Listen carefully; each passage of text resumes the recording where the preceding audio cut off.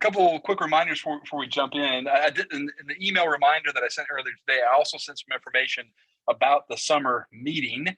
One of the things that was in there was a link to a registration form. So if you are ready and know that you're going to be here either in person or going to join us on Zoom, then you're certainly welcome to register for the Scholar Seminar, which is a separate registration than if you're also going to the festival gathering. So I know that's complicated. These two things are related, but also separate. So if you're going to go to both of those things, you will need to register to both of them, but you also can register just for our Scholar Seminar, which is Sunday, July 30th through Tuesday, August 1st. That's when we will do things, and we'll be working on the schedule, and hopefully I'll share that not too much longer. But I expect we will begin like we had before on Sunday evening with some things that are exciting and worth being there for. But if you're still traveling and can't join us until Monday morning, that would also work, right? We'll wait and do our kind of updates until Monday morning and really jump into the meat of our time together on Monday. But we will have some things on Sunday night for those who are able to make it. So that's available. And then you can also begin to make your housing reservations, the lodging reservations, if you'd like, with the Maritime Conference Center. If you don't recall, one of the nice things about the Maritime Conference Center is that we get meals with our room registration. So that does save some of the costs. The rooms are not overly expensive compared to other places I've stayed, and you get a couple meals as a part of that. I'm thinking now if you're staying for the festival gathering, you get all 3 meals because your conference fee pays for one of those and your lodging pays for the 2. I believe, if I recall, we'll still be on the hook for 1 meal during the day when we're together as a group, because I think we get breakfast and then either lunch or dinner, and then the other meal, you'd be on your own, either to pay for there or go someplace in nearby in Baltimore. But so snacks that they put out are a meal. So yes, and that's right. Free. Yep. So. Yes, the snacks. Yeah, the snacks are there. They definitely keep us well stocked, and that's what the fee is meant to pay for, is our daily use rate for whoever's there. So that's what we're trying to collect with that fee to make sure we don't end up owing money to somebody at the end of this. But I wanted to make sure you saw that and know that that's available, and then just starting to look for folks who might want to present something at the meeting. If you've got some ideas, I already heard from a couple people that have some research they're working on and would like to share that, but feel free to let me know about that, and we can start building that into our schedule for the summer. So that's those are some things that are coming up. For tonight, we're going to begin our exploration of John's gospel. So the first half of John is going to be the epic telling for Festival Gathering 2024. So that's what we'll spend our meeting this summer looking at is the first 12 chapters or so of John. And so tonight, the idea is to explore some different ways that the book of signs might end. So, if you just want to be kind of, if you want to go with the kind of conventional breakdown, then chapters 1 to 12 are the book of signs. Chapters 13 right to the end of the book is the book of glory. Those are the 2 basic halves of John's gospel. But as we're thinking about the epic telling, it occurred to me that we might have some flexibility in exactly where we decide to bring it to a close. And so just wanting to explore, are there other options besides just ending it at the end of chapter 12? And what do we think about that? So here's a chance for us to explore that. So we've got 3 different storytellings that we'll hear. I'll go first, and I'll tell John chapter 12, 1 through 36. So kind of end a little bit before chapter 12 ends. Cynthia's going to go next, and she'll pick up in verse 20. So we'll have a little bit of overlapping, and she'll go to verse 50, which is the end. So that's kind of where chapter 12 ends. And then Tracy will be our last one to go, and she'll pick up in 1237. So again, a little bit of overlap with Cynthia, and then she'll go through into chapter 13, into verse 17 in chapter 13. So we can hear these different things and think about what would be a nice way to end the epic telling, and what might be some reasons we would do that. And I think hearing it and discussing it is a great way for us to explore that. Of course, I expect there might be other things that come up as we hear the stories. So I think we'll progress like we have in the past, where we'll hear each telling and then have a chance to pause afterward for some feedback and questions and discussion, and then we'll move into the next one. As we go through each telling, I guess what I would invite you to do is to mute yourself so that you don't inadvertently interrupt the telling. And then you might also want to switch your view to the speaker view. So, up in the right-hand corner of the screen, if I have button that says view. If you check speaker, then it should make the speaker a little bit more, but larger, kind of taking up the center of the screen. That might help for viewing. All right, so I'm gonna begin with our first story, and this is John 12, pick up in verse 1. 6 days before the Passover, Jesus came to Bethany, the home of Lazarus, whom he had raised from the dead. And there they had a dinner for him. Martha served, and Lazarus was one of those who was reclining beside him. Mary took a pound of costly perfume made of pure nard, anointed Jesus' feet, and wiped them with her hair. And the house was filled with the fragrance of the perfume. But Judas Iscariot, one of his disciples, the one who was about to betray him, said, "Why was this perfume not sold for 300 denarii and the money given to the poor?" Now, he said this not because he cared about the poor, but because he was a thief. He kept the common purse and used to steal what was put into it. And Jesus said, "Leave her alone. She bought it so that she might keep it for the day of my burial. You always have the poor with you, but you do not always have me." When the great crowd of the Judeans learned that he was there, they came. And then not only because of Jesus, but also to see Lazarus, whom he had raised from the dead. And so the chief priests planned to put Lazarus to death as well, since it was on account of him that many of the Judeans were deserting and were believing in Jesus. The next day, the great crowds of those who had come to the festival heard that Jesus was coming to Jerusalem. And so they took branches of palm trees and went out to meet him, shouting, "Hosanna! Blessed is the one who comes in the name of the Lord, the King of Israel." And Jesus found a young donkey and sat on it, as it is written, "Do not be afraid, daughter of Zion. Look, your king is coming, sitting on a donkey's colt." His disciples did not understand these things at first. But when Jesus was glorified, then they remembered that these things had been written about him and had been done to him. So those who were with him when he had called Lazarus from the tomb and raised him from the dead continued to testify. And it was also because the crowd heard that he had performed this sign that they went to meet him. And the Pharisees then said to one another, "See, you can do nothing. Look, the whole world has gone after him." Now, among those who went up to worship at the festival were some Greeks. And they came to Philip, who was from Bethsaida in Galilee, and they said to him, "Sir, we wish to see Jesus." So Philip went and told Andrew, and then Andrew and Philip went and told Jesus. And he said to them, "The hour has come for the Son of Man to be glorified. Very truly, I tell you, unless a grain of wheat falls into the earth and dies, it remains just a single grain. But if it dies, it bears much fruit. Whoever loves their life loses it. And whoever hates their life in this world will keep it for eternal life.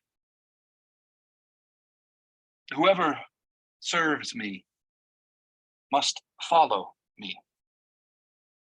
And where I am, there will my servant also be. Whoever serves me, the Father will honor." Now my soul is troubled, and what should I say? "Father, save me from this hour"? No. It is for this reason that I have come to this hour. Father, glorify your name.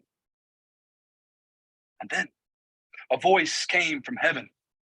I have glorified it, and I will glorify it again. And the crowd standing there heard it, and they thought that it was thunder. Others said, no, an angel has spoken to him. And Jesus answered, this voice has come for your sake and not for mine. Now is the judgment of this world. Now the ruler of this world will be driven out. And I, after I have been lifted up from the earth, will draw all people to myself. He said this to indicate what kind of death he was to die. Crowd answered him, we have heard from the law that the Messiah remains forever. How can you say that the Son of Man must be lifted up? Who is this Son of Man? Jesus said to them, the light is in you a little longer. Walk while you have the light so that the darkness may not overtake you. If you walk in the darkness, you don't know where you're going. No, while you have the light, believe in the light so that you may become children of light. And after Jesus had said this, he departed and hid from them. There's the first 36 verses of chapter 12. So we can pause here and maybe reflect on some things you noticed. And then once we've got some other tellings on the table, we can maybe compare some different ways that this book of signs might end.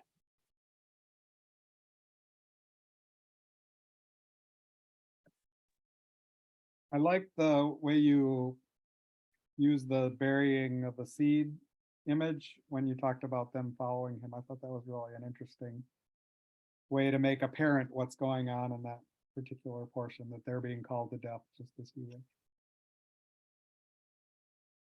Yeah, thank you. I was wrestling with some of this. I don't know. I mean, some of you have had this experience that maybe if you've worked on much with John. I find Jesus' speech to be kind of halting in John. And it's hard to figure out how pieces fit together and how it's not just kind of one statement and then another statement and another statement.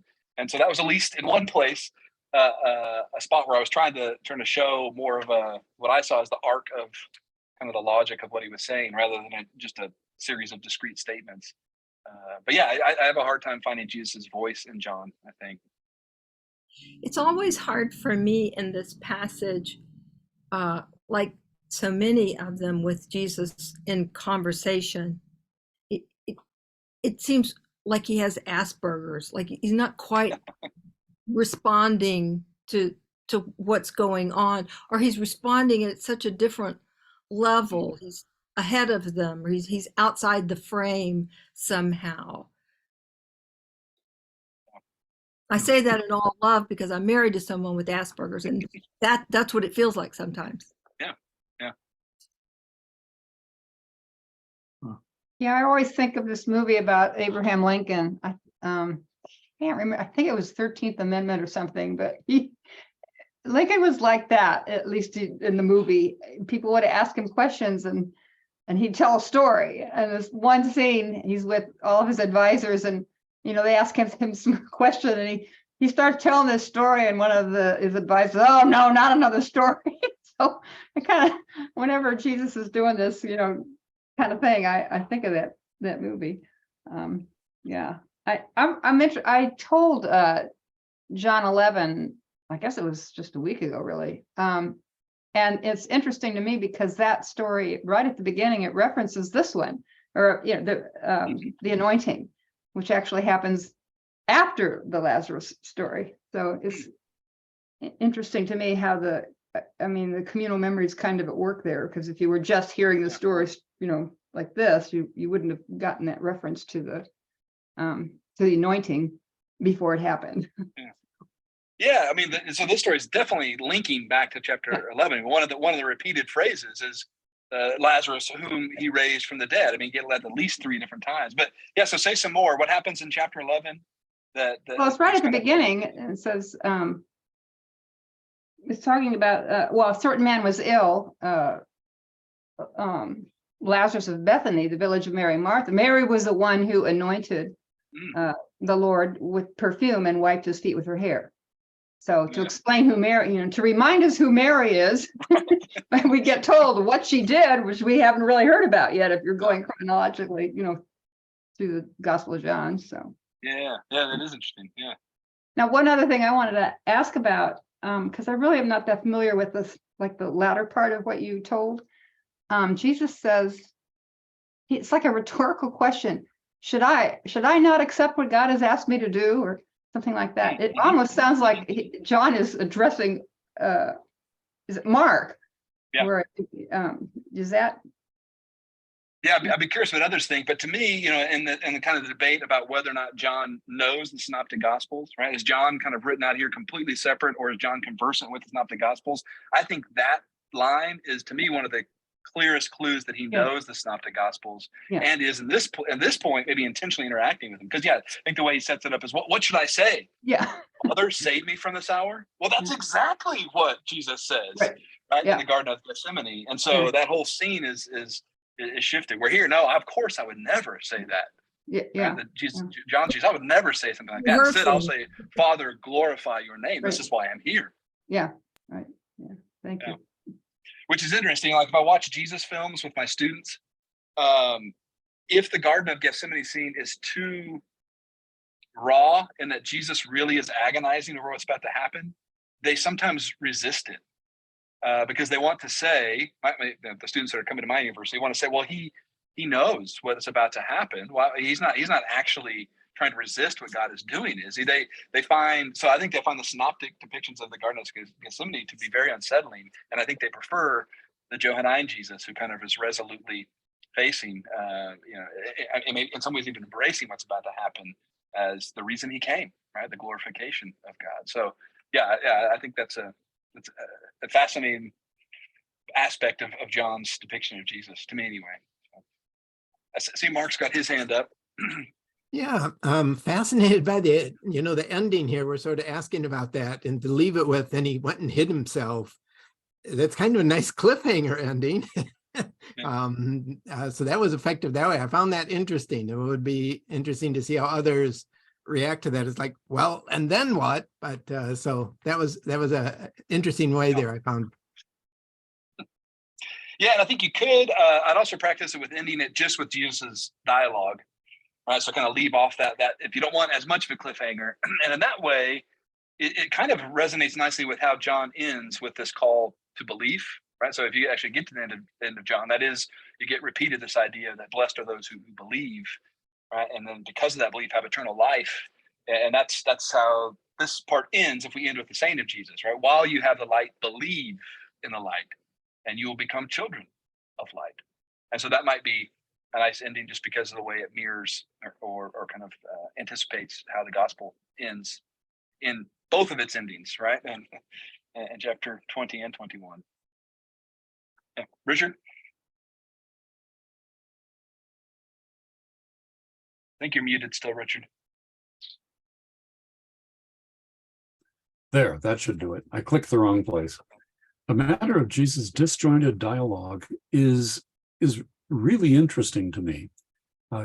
Now, years ago, I was teaching the Gospel of John and using performance, and one of the more successful attempts played Jesus as a stoner. I'm not suggesting we should play Jesus as a stoner, but it actually works because of the oddly disjointed dialogue that goes from here and then walks in the other door, and it means that the Greek is as disjointed as the English.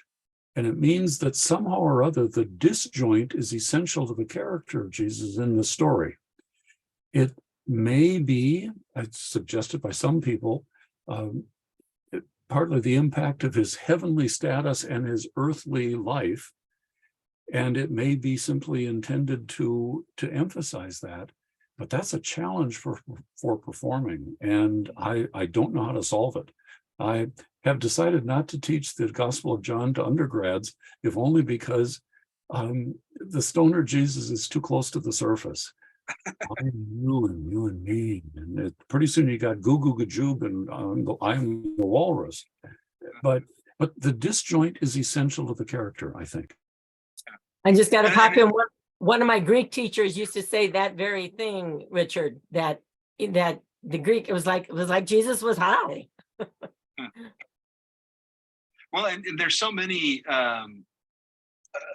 misunderstandings of Jesus and John that our attention is called to, right? Where Jesus will say something and the narrator tells us that there's this misunderstanding because Jesus is speaking at this level and people are understanding him at this level. And so there's this disjoint. But I think it seems like it runs deeper maybe in John's gospel. It's not even in those places where the narrator is calling our attention, but even, I think in this story where, for example, the Greeks come looking for Jesus, wanting to see him.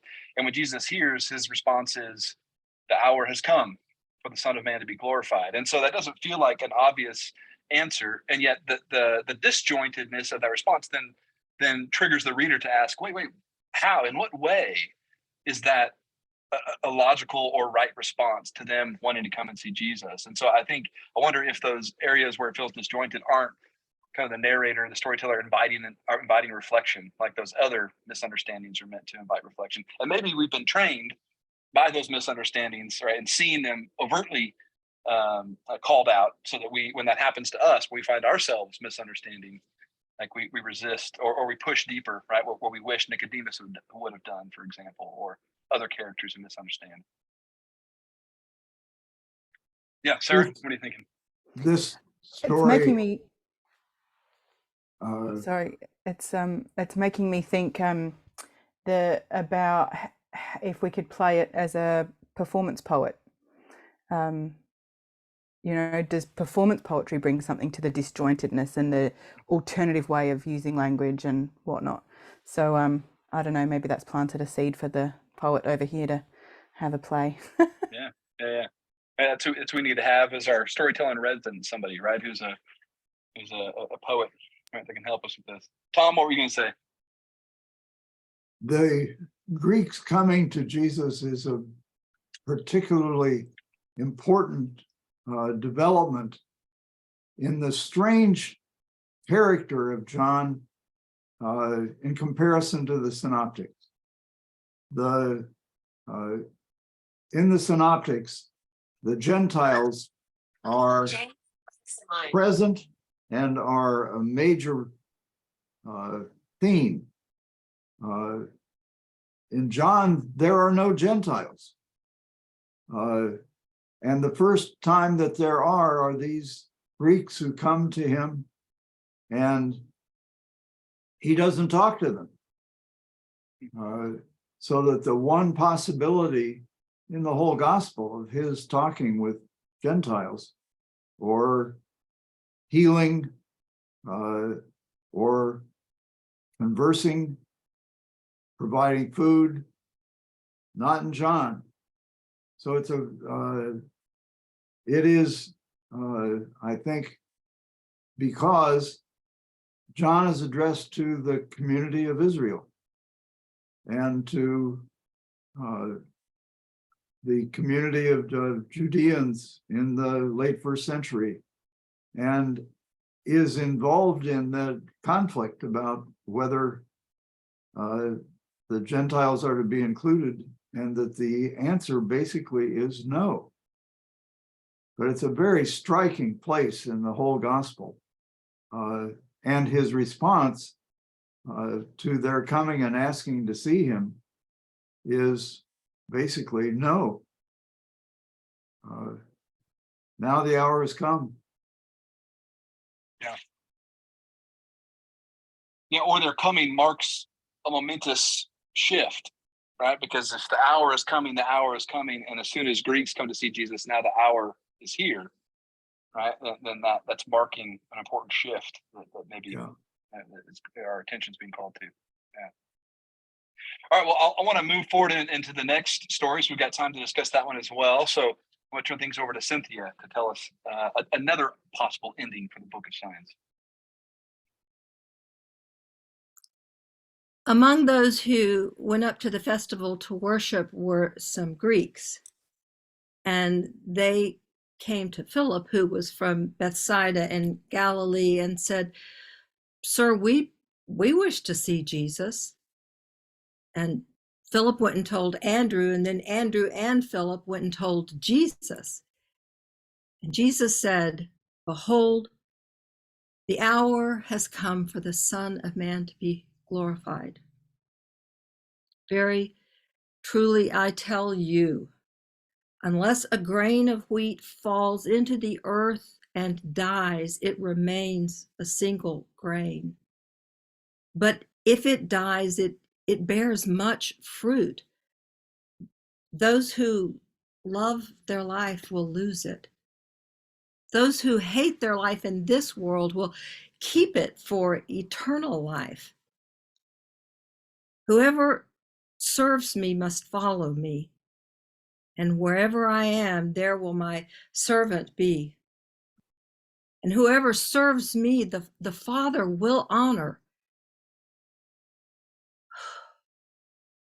Now my soul is troubled. And what should I say? Father, save me from this hour? No, it was for this reason that I have come to this hour. Father, glorify your name. Then a voice came from heaven and said, I have glorified it, and I will glorify it again. The crowd that was standing there heard it. That was thunder. But others who heard it said, an angel has spoken to him. But Jesus answered them, the voice came for your sake, not mine. Now is the judgment of this world. Now the ruler of this world will be driven out. And I, when I am lifted up from the earth, I will draw all people to myself. He said this to indicate the type of death that he was to die. Again, the crowd said, but according to the law, the Messiah remains forever. How then can you say the Son of Man must be lifted up? Who is this Son of Man? But Jesus answered them, you have the light a little longer. Walk in the light so that the darkness may not overtake you. For those who walk in the dark do not know where they are going. While you have the light, believe in the light so that you might become children of light. After he said this, he departed and hid from them. Although he had performed so many signs among them, they did not believe in him. This was to fulfill the word of the prophet Isaiah, who said, Lord, who has believed our message? And to whom has the arm of the Lord been revealed? So they did not believe in him. Because Isaiah also said, he has blinded their eyes and hardened their hearts so that they might not see with their eyes or understand with their hearts and turn, and I would heal them. Isaiah said this because he had seen his glory and he spoke about it. Nevertheless, many, even among the authorities, believed in him, although they would not confess it for fear of being put out of the synagogues, because they love the glory that comes from man more than the glory that comes from God. Then Jesus cried aloud, whoever believes in me does not believe in me, but in the one who sent me.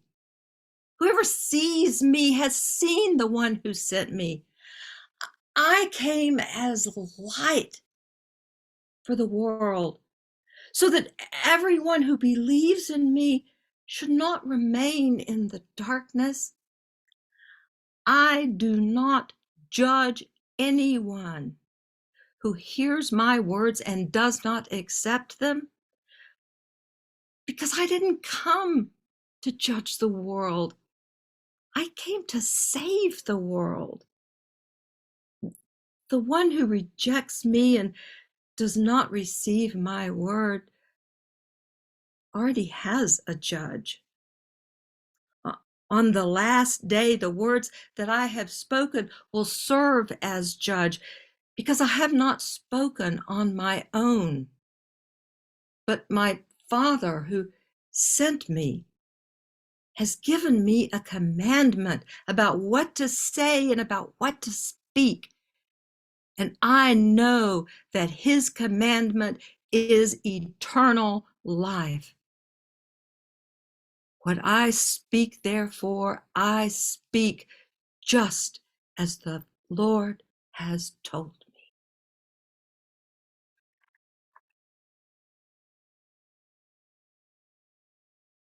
That's great.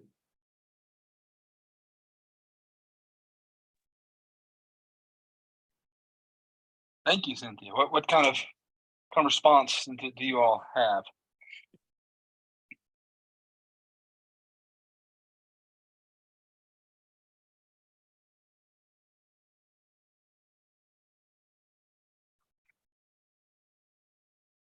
I appreciated the troubled Jesus in the troubled section in your telling. It did kind of capture some of that Gethsemane tension. Yes, but I'd rather not, but okay. And I felt like your whole, the way I was thinking of it, the whole portrayal of Jesus is deeper in the flesh than I usually think of with John portrayal, where he seems kind of aloof. So I really appreciated those tensions you brought into the telling. Most of the tellings I hear of John give me a Jesus who is off-puttingly smug. Yes. And this one was not, which I really appreciated.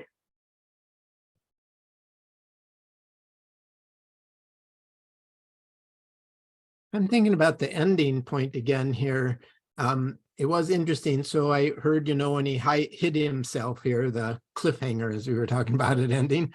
And it did seem then the next section there was sort of somewhat explanatory for that. And then all of a sudden it was there, but Jesus shouted out, and it was like, where was that connected to? So that was, it's, that's in the construction of the text itself is just funny there.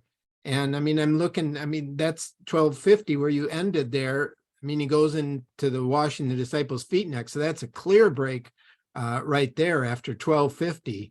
So I'm seeing how this ending works as well here, but they do feel like two little extra sections put in there after he went and hid himself before he shouts out.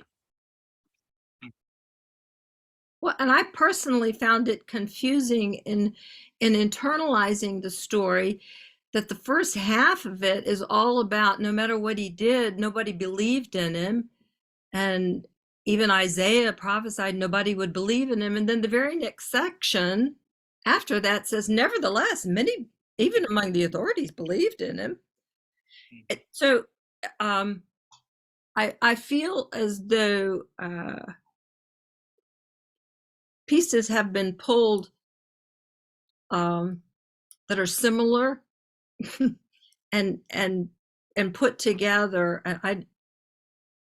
I felt it felt like two different stories to me. It did not feel like one discourse, and I was confused about how Isaiah had seen it. That felt like Isaiah was photobombing the whole thing. Yeah, I'd like to hear you comment more on Isaiah. Being someone who studies the Old Testament as deeply as you have, because of course that passage from Isaiah comes up in other places. It comes up in the Synoptics, and Jesus is explaining about why he teaches in parables, right? And this this idea that he teaches so that they will not understand. And of course, and in each case, right here as well, it seems to be brought out in order to explain why more people didn't believe Jesus during his own lifetime. And so, but I'm just curious. I mean, as someone who's maybe worked with Isaiah more directly, what do you make of that use of Isaiah here? But also in a similar way in the Synoptics, I guess. Yeah, go ahead, Marty. Oh, I found it disingenuous to have Isaiah here inserted in this way. I mean, I feel like that's working too hard to make the point. I don't know that I believe that Isaiah knew exactly how the Messiah was going to unfold. And so this makes it sound like, oh, I saw it all along. I knew this was going to happen. That piece felt contrived for me being an Old Testament scholar. Yeah, I see, Janet, I saw your hand was up, but then you put it down. Did you want to say something? No, but it wasn't much, but I agree with you about this Isaiah insertion. For me, it's like the voice from heaven that all of a sudden sort of the earlier is kind of jumps in there, sort of, oh, wow, where'd that come from? And maybe that's supposed to be the response, but I thought your ending of the Isaiah piece and turning it into kind of a longing, a poignancy, it works for me. It made it like a sentiment of Jesus, a desire that's, or a longing to be understood and to be for those who are following him to get it profoundly what's happening, even in the midst of this kind of, do they believe or don't they? And what is it they believe? I'm not sure. But that last bit, the way you said it with such poignancy, I thought, yeah, that does it for me. Where I had to go in my head to get there was I do a lot of work in counseling with people accessing their ancestors, because I'm doing a lot of Tirza Firestone's work about generational trauma being passed down. And so I encourage people to have conversations with ancestors they've never met to see if they can access what it is that has come to them from someone else's story. And when I went there, then I could get Isaiah in the story, saying, Isaiah said this because he had seen his glory. Like in his own way, it was his own moment. Like grandparents' own trauma.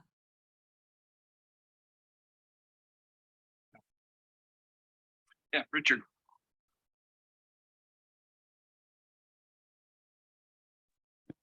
I think what you said, Cynthia, is really helpful, and I think that works really well in my understanding of this. I mean, it's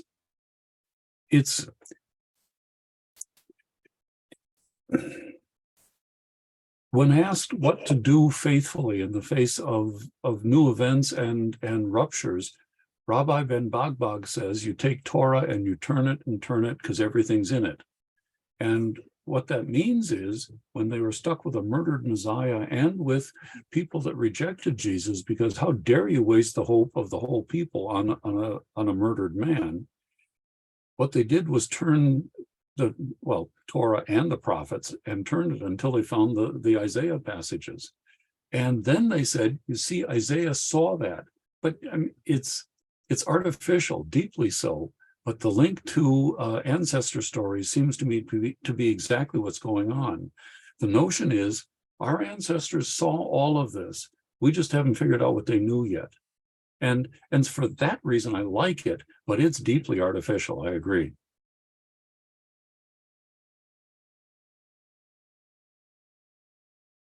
Yeah, I think I tend to think of these the usage of the prophetic material in the Gospels more as a typological. So that is, rather than assuming that what Isaiah was talking about was what was happening with Jesus, Isaiah was talking about the experiences of God's people at the time of Isaiah, and then kind of come back to Richard's way of phrasing it, as they kind of turned the Torah and the prophets over and over again, then they find these resonances with their own present experience, and that can be a way to help them understand and explain what's happening.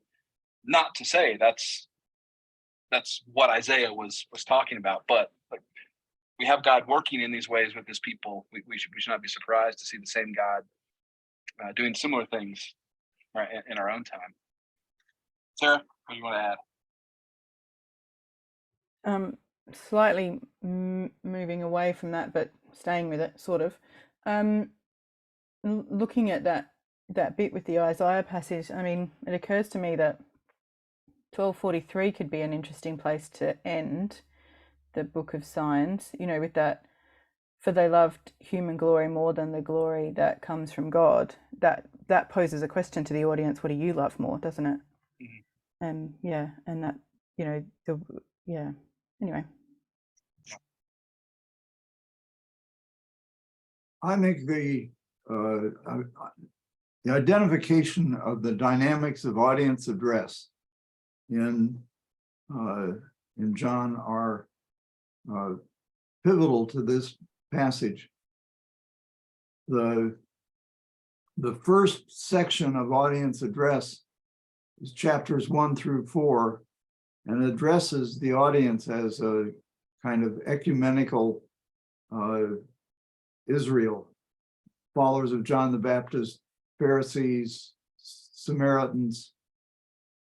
Beginning in 5, and then through 12, there is Jesus addressing the crowds, and those who believe in him, those who do not believe in him, who are torn between hating him and wanting to kill him, and believing in him. And this is the climax of that section, 5 through 12, of Jesus addressing the audience as various groups. Beginning in 13, then, the audience is addressed as Jesus' disciples, with a degree of focus and intensity that is not present anywhere else. So where this fits in the audience address in the whole of the composition of John is that this is the climax of his appeal to the community of Israel. And so I think that's where the Isaiah passage, fits in the rhetorical logic of John's gospel. And that this last part is Jesus' final appeal to the whole of the community of Israel. And after that appeal, which ends at 50, then beginning with the foot washing, it's all addressed to the audience now as ones who have accepted being addressed as Jesus' disciples and being part of that intimate group. So this is a major transition in audience address. And I think that is decisive in relation to identifying the end of the book of signs.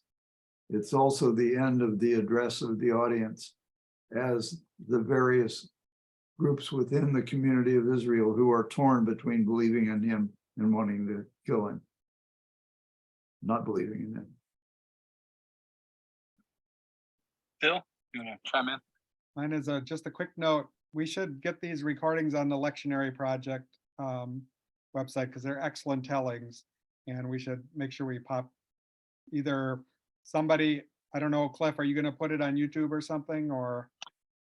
Yeah, I'm recording it, so I'll be able to send out the link so everybody can watch it here. I hadn't thought about whether I'd put it on YouTube, but it would be fairly easy to trim just the performances and make those available. Okay. or make the whole thing available. I'm not opposed to that either. Yeah, Kathy. Sorry, I was having trouble with my hands. Tom, I always applaud what you say, but I was meaning to raise my hand. Just real briefly, actually building on what Tom was saying about 12, sort of wrapping up this section. As Cynthia was telling this, and we've been saying that the part with the Isaiah quotation seems to be sort of just put in the midst of what's unfolding. It almost, I know this maybe is a bit irreverent, but my boys have been so obsessed with the old Muppets Phenomena video, where it comes, and what it looked like to me was Jesus was like departed, hid himself. He kind of goes into the background, and then we get the explanation with Isaiah, and then here comes Jesus running back, and he has to say this last bit just as we come to the climax of 12, this very last thing he needs to say before he can finally sort of shift into the last section of 13. So Tom, just what you were saying was kind of along the lines of what I was thinking as well. And I'm torn about the ending. I think just because I love Mark's ending so much, I like ending it with he hid himself. But then what Cynthia told so clearly sort of keeps unpacking that, and we don't leave behind the misunderstanding by going further into those verses. So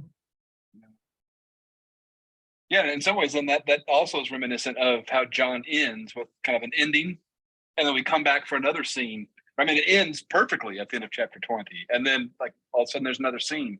And so I almost had that feeling here in a smaller, compact form in chapter 12, where it comes to an end, and then Jesus got to wait, one more thing. In case you missed this, let me say that we come back and emphasize this one more time. Yeah. Well, I want to keep us moving forward so we can hear our next story, and we'll see, does it work to bridge in any way this kind of strong division point between as the audience shifts from chapter 12 to chapter 13. So Tracy's prepared a telling that spans from the end of chapter 12 into the beginning of chapter 13. So let's watch that. Yeah, just like the end of the Lord of the Rings trilogy had about 5 endings, places where it could end. I'm going to give you even more, because there are multiple places. Also, I think I will be addressing Marty's comment about, so what happens when a teller or an audience expectation is for it to be clear. My favorite part of the Bible probably is the ending of Mark. So I'm totally fine with things being kind of like, what? Especially if you end Mark in the middle of the sentence, I love that even more. And I know that so many people have been turned off from the Bible because it is so confusing and not seemingly relevant, that as a teller, I very much work to try to make it understandable. And I do that with this telling. So Marty, maybe that'll give you some fodder for your comment. Also, to that point, and then I pre-recorded, so I'll play it, is I was confused by all the pronouns in that Isaiah part. And so I went to look at other translations, and I think I ended up with the Message. Oops. So, but it was interesting because several of the translations specifically say Jesus for his. They replaced the pronouns with Jesus.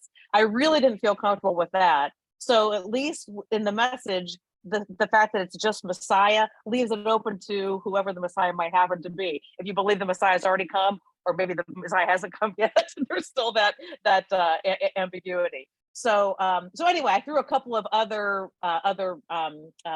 pieces from other translations in, specifically to try to make it more understandable. So we'll see how that goes.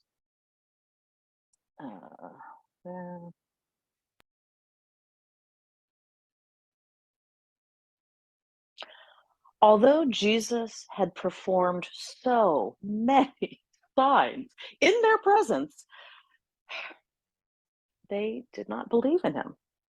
Now, this was to fulfill the word that had been spoken by the prophet Isaiah.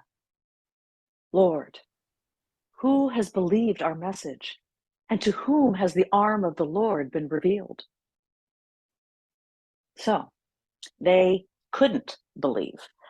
Because Isaiah also said, the Lord has blinded their eyes and hardened their heart, so that They may not look with their eyes or understand with their hearts and then turn, and I would heal them. Isaiah spoke these words after he had glimpsed God's overpouring glory that would pour into the Messiah. Nevertheless, there were many, even among the authorities, who did believe. Yet, because of the Pharisees, they didn't confess it, because they were afraid of being banned from the synagogue. They loved human glory more than they loved the glory that comes from God. Well, Jesus then shouted, "The one who believes in me believes not in me, but in the one who sent me. And whoever sees me, really sees me, also sees the one who sent me. I came as light into the world. So those who believe in me shouldn't remain in darkness. Now, I do not judge anyone who hears my word but doesn't keep it. Because I came not to judge the world, but to save it. Those who do reject me and who do not receive my word, however, will be judged. On the last day, the word that I have spoken will serve as judge. I don't speak on my own. No, the one who sent me is the one who also gave me a commandment of what to say and what to speak. And I know, I know that commandment is eternal life. What I speak, therefore, I speak just as God told me.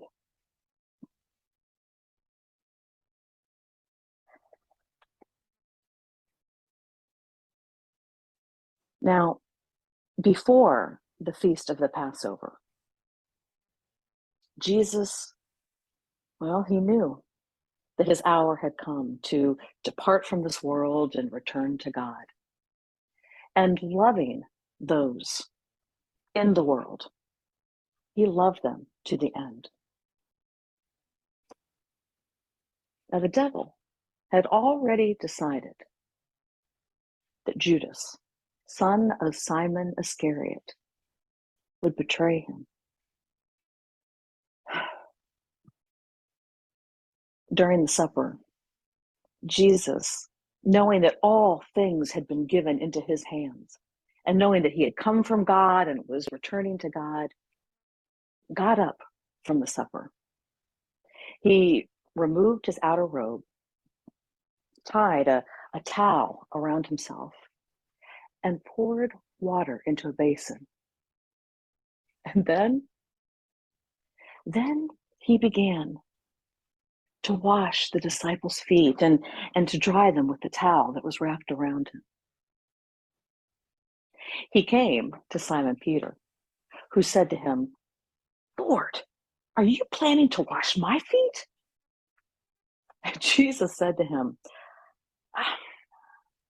"I know you don't know now what I'm doing, but later you'll understand." Simon Peter said to him, "Lord, you will never wash my feet." And Jesus replied, "If I don't wash you, you can't be a part of what I'm doing." To which Simon Peter then said, "Well, Lord, then not just my feet, but my hands and my head as well." And Jesus said to him, "Everyone who has bathed has no need to wash, except for their feet. They're already entirely clean. And you are clean, though not all of you." He knew who was going to betray him. This is the reason he said, not all of you are clean. Well, once Jesus had finished washing their feet, he put his robe back on and once again reclined. And he said to them, do you really know what I've just done to you? You call me teacher and Lord, and that's correct. That is what I am. So if I, your Lord and teacher, have washed your feet, you also ought to wash one another's feet. I have just set an example before you that you are to do to others as I have done to you. I tell you the truth. A slave is not greater than his master, nor are messengers greater than the one who sent them. So, if you know these things and do them, then you are blessed.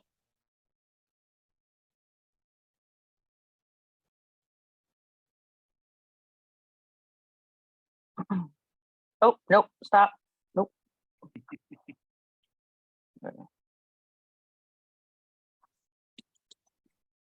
Thank you, Tracy. That's great. You're Tracy. welcome.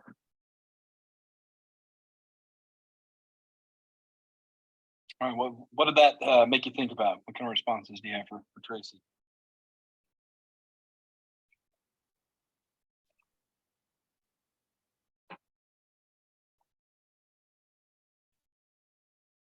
Tracy, I really liked your knowing connection to the knowing and the doing. And I think in particular, having heard the first two performances where the confusion of it, I mean, we talked about the confusion, but even then the darkness and the light, seeing the not seeing, all of that. Then in 13, there seems to be a marked shift where Jesus is talking about knowing, and that knowing being deep enough that there is also doing. And I felt that shift even more as you kind of bridged those sections. Thanks a lot. And I loved the way you handled Isaiah. That was that was lovely, and made it feel very integrated into the fullness of the story. Thank you. Now, are you talking about the Messiah, the Message translation, or the whole part of Isaiah? I don't know what part was the Message, but where you said he could see that in him. Yeah. So the Message is Isaiah said this because he had glimpsed God's outpouring or something of glory that would then pour into the Messiah. So that's Eugene Peterson. Yeah, I don't know if I understand it any better, but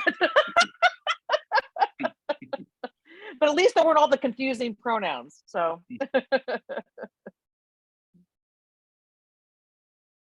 An observation was that when you moved close to the screen, there was a kind of intimacy established with the audience that was not present in anything prior to that. And so that was a very striking instance of the change that happens in 13, of the audience being addressed as those to whom Jesus was close and was drawing closer, and an invitation to hear that. And you just did that with that move. well, that's something, that's one of the benefits of online telling. It's much harder. I mean, you can walk closer to your audience but it's not the same experience as Right. having just that one little rectangle, and you can just you can get real close. And Pam, you're the queen of that, so I learned a lot from you.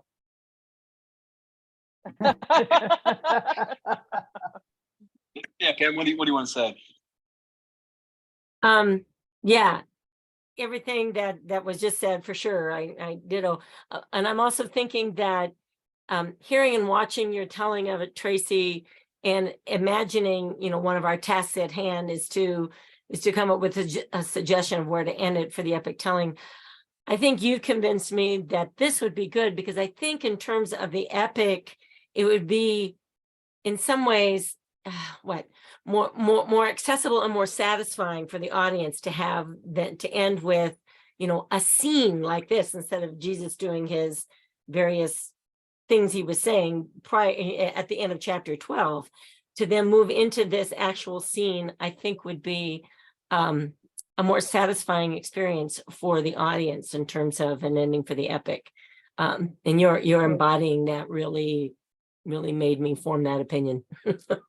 So, and nicely done, Tracy. Very. It also Well, ends if with a real charge to the audience to listen and to do. And well, and then to you'd be blessed. You'll Yeah, be yeah. blessed. Well, So yeah, some- and that actually I stole from Dennis. I have nothing that's original with me. So Dennis, he always, like with the Beatitudes, blessed are, he says, those who mourn will be are blessed because they'll be comforted, right? It's not blessed are those who mourn. So he switches, and in the NRSV it says, if you know these things, you're blessed if you do them. And that can be powerful too, but I liked ending with the blessing. So Yeah, go ahead, Janet. I felt that shift in intimacy, and it reminded me of Kathy's keynote, finding the distance. You created this narrator conversation with us as audience in the first half, with the asides and the moving forward, and that intimacy, or that reduction of space, then shifts to Jesus and his disciples there at the meal. But then you brought it back to all of us with that ending of the blessing. I just thought that was really well done. well, it's very difficult for me to sit and tell. So this was actually much less movement than what I would normally do. But I had to do something. And so I felt like all the different endings, potential endings, allowed for some of that. Okay, I'll stand, or I'll sit, or I'll, get up, or I'll move, so that can help with some of that, maybe. I also liked a few of the sounds you would make that would accompany a gesture, like yeah. So like, oh, Dave was going to come in, like a nice first girl in New York. Really well done. I thought that was helpful. Well, luckily, the one thing I didn't do was the middle-aged groan when I sat down. I had to work really hard not to, right? But or when I stood up, for that matter. But thank you, Doug. The middle-aged groan. I think the ending should be in the chapter 12. I like the hid ending best, but we've gone to the intimacy and we're dealing only with the disciples. And that shift of audience, I think, should begin the second part. Unless what you want to do is include that in both the first time telling and the second telling. That could be done, but it needs to be told. Foot washing, I think, needs to be told with all of the last discourse. Cliff, I don't remember, is the plan isn't the following year to do the second half of John? Oh, okay. No. All No, right. that's right. Yeah, we don't have any plans so far to come back and do the second half of John. Okay. So no time soon. No time soon. Yeah, that's anyway. right. Yeah. Yeah. Yep. Oh, okay. Yeah, but I hear you say, Joanne. I think the same. It's hard, right? Because I think it's a story well told, right? So any one story is connected to other stories in kind of multiple directions. But yeah, it's hard for me to hear the foot washing and then not want to hear also the crucifixion, because to me those those are so closely connected in terms of what I see John doing. So it'd be, in some ways, I would agree. It's kind of hard to end there, except maybe as a kind of a foretelling, right? To kind of end with that maybe. But yeah, I see that. I see that story much more closely connected to what follows. Going back to ending and he hid, because the ending at 50 is sort of off the chart in the sky and not grounded anywhere. At least that was how I heard it. And he hid is at least, okay, this is a reasonable place to stop. He'll come out of hiding. We all know that. Yeah. Okay, that's it. Yeah, that's good. Yeah, hearing your performance, Tracy, I thought actually helped. That the ending worked at the end of chapter 12, like hearing the way you told it. And of course, you naturally pause there before you launch into chapter 13. But I think I like it better because of the concepts that it introduces, or the concepts that it brings to resolution rather than I like it as kind of an ending to a story. Because I mean, it's drawing. It ends with this statement about what I say is what the Father told me, which seems to be such an overriding theme for the first half of John, this idea that this close relationship with Father and Son, to see me, Jesus says, is to see the Father. That's the whole function of the signs, it seems to be. Not really to demonstrate Jesus's power, though they certainly do that, but it's more they should show who the Father is, and that's what Jesus is trying to do. So I like that as kind of conceptual resolution, but then I do feel like as an ending, for those to be the last words we hear, it feels kind of odd, right? And so maybe in that reason, maybe Joanna's suggestion's a good one in terms of what sounds like an ending to a story.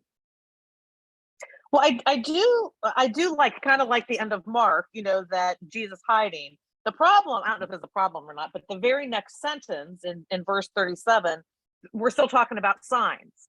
So so I feel like if we're doing the part of John that's about signs, that we have to include at least those next couple of verses anyway. But maybe not. I don't know. Yeah. No, I think you're right. I think we missed some of the resolution of what the signs are for and why they're complicated and why they're ambiguous. Maybe if we don't hear some of that, the rest of the end of 12. Yeah, Kathy, what do you want to say? I'm thinking about this ending bit, and I wonder. So that last little saying part at the end of 12, I mean, it has echoes of John 1 as well. So I wonder if there would be a way to work on tying that bow with the first chapter to give the audience sort of a resolution, even though we do have just sort of this kind of disconnected statement. I wonder if that would be a possible way to kind of help wrap 12 and make it feel like an ending. I don't know. Yeah, yeah, right. Exactly, Sarah. That's what I'm thinking. Yeah, I like that. Is it the case, Cliff, that this is a final decision that we end it at either 12 or a little bit of 13? Because I find that I would advocate that the next year we tell the second half, because I think this does not honor John's composition, but rather stops it at a place that is a preparation for what follows. But without what follows,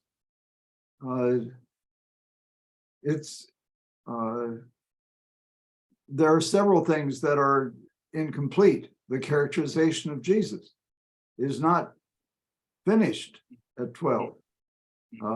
And the anticipations of what is to follow that are built into earlier sections in 1 through 12, of the anticipation of the passion and death, those need to be completed. So I think I would advocate that the next year we tell the second half. Yeah, well, to answer your question, Tom, nothing is set in stone. I mean, I think the reason that we have avoided trying to tell all of John or to do the reason we've avoided doing it 2 years in a row is that desire to move back and forth between Old Testament and New Testament material. I mean, so that's been a kind of a standing pattern that we've kept to. And my understanding was at times where they've tried to do the entirety of a Matthew, a Luke, or a John in epic telling, it's sometimes taken 2 nights and can be a bit overwhelming. And so I think it was that experience. I thought, all right, is there a way we can divide it where it could maybe stand as a whole, even if it is an incomplete whole? If that's an oxymoron. Well, and so that's what's behind it. But as somebody who was on the program committee with Cliff at the board retreat, we've come up with a whole like format for the epic tellings, like going forward. And I think it's a good plan, which doesn't allow for us to tell the second half of John the next year. But the other thing, Tom, is that number one, like, it's not like the exact same people are going to be there the next year. A whole year will have transpired. Who's going to remember even like what we did the year before with the first, 12 chapters? And I think that provides some great conversation for the talk back afterwards, is to say, this is not the complete book. This is a setup for things that we didn't hear tonight. We could talk about some of the things that come later in John at that point, and then encourage everybody to go home and read the second half and learn a bunch of stories and tell them from the second half. I don't feel like it, like, if we were doing it the next night, the next week, maybe, but a whole year passing by, before it happens again, it's like starting over. I mean, I don't think that it's a strong, I don't think it would work. Or the connection would be strong enough. Maybe go and I hear tell all that, is a but good way to end it. I hear, yes, of course. But the impact of 1 through 12 by itself the major impact is on the conflict between Jesus and those who are torn between believing and not believing in him. And there's no resolution of that. And so the overall impact of that will be very conflictual, and there's no resolution. Yeah. No, I hear what you're saying, Tom. And no, I think this can be something we continue to talk about. Yeah, no, I think so. I think that's part of why we want to discuss it. So yes, I think there's opportunities for us to continue talking about what would make for the best possible experience for the festival gathering when it comes to experiencing John in portions or as a whole. I want to honor our time. So we've got a couple other comments I want to get to, and then I'm going to wrap things up, kind of cut our conversation short, and sometimes that's better, right? So then kind of let it peter out, right? Well, let's end it while things are going strong, because we're at the end of our time. So let's hear from Mark, and then Joanna, and then I'll close things down for us. Yes, I guess I'm partly in favor of the 12, and I'm still ending 12, and I'm starting thinking almost this would be a nice time where you have a different voice come in to do the Isaiah part, and then, like as Kathy was saying, Jesus rushes back in to pick up there. But if we go into chapter 13, instead of ending at 17, the business about Judas, I find, is so prominent in there. It's almost, you would maybe want to go on to 13:30, because that ends with that, and it was night, as that real dramatic turning moment. So that might be another, if we want to go into 13, maybe consider going to verse 30. Thank you, Mark. Yeah, Joanna? You've changed my mind. If there's no intent of doing the second half of it, I do think you need to go on and include part of 13. So it doesn't just, that shifts the emphasis. So I've changed my mind. Okay. Yeah, that's a helpful piece, right? That if we're not going to come back and hear the rest of the gospel, that maybe it gives us different ideas about where to end it. All right. Well, I appreciate the conversation. I had a feeling that we would not come to a firm resolution about this. That's fine, right? Because there's more than one way to do it, right? And we're going to make a decision, and then we will enjoy the fruits of that decision and lament the losses, right, of not being able to experience the other ways that we could have done it. But thank you for the storytelling. Thank you for the conversation. It's been wonderful to connect. I want to end by reminding us we do have one more of these Zoom sessions before we've got our summer meeting in Baltimore, and that's going to be on June 5th. And it's about time for Tom and I to circle back around. We have discussed some ideas for doing diatribe And so exploring ancient diatribe and reflecting on how that might connect to Romans. And so that'll kind of ramp us up for the Romans epic telling. That'll be part of the festival gathering in August. And this one will be one of the sessions that is open for the network to kind of look over our shoulders and watch us work. So that will be one that we will have some other guests watching what happens. But be looking for some other communications. Tom and I kind of circle back and discuss what ancient diatribe we want to hear and how we might want to compare that to some of what's going on in Romans. But again, that's coming up on June 5th will be our next Zoom session. But again, it's been wonderful seeing everybody. I'll be in communication as we start to build and get ready for the summer meeting in Baltimore just a few months away.